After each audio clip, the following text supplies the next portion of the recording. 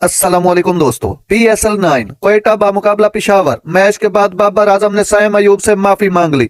पिशावर ज़ल्मी के कप्तान बाबर आजम ने एतवार को लाहौर में Pakistan super league PSL season 9 के दूसरे मैच में क्वेटा ग्लैडिएटर के खिलाफ हदफ के ताक़ुब के अहम वक्त पर अपने ओपनिंग पार्टनर सैम अयूब से रन आउट होने पर माजरत कर ली है।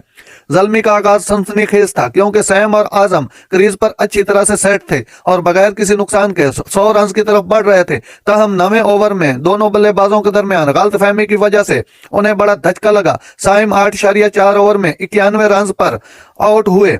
रन आउट होने के बाद अपनी विकेट गंवा बैठे। मैच के बाद की तकरीब में बाबर ने रन आउट पर अपनी गलती तस्लीम करते हुए नौजवान बल्लेबाज से माफी मांगी। बाबर ने कहा रन आउट टर्निंग पॉइंट था। उन्होंने मजीद कहा हम एक अच्छी शिराकतदारी बना रहे थे और इस शिराकत को इनिंग्स तक ले जाना चाहते थे। बदकिस्मती से ये मेरी गलती थी और मैंने सैम से माजरत की है। नाजरीन, ऐसी बार वक्त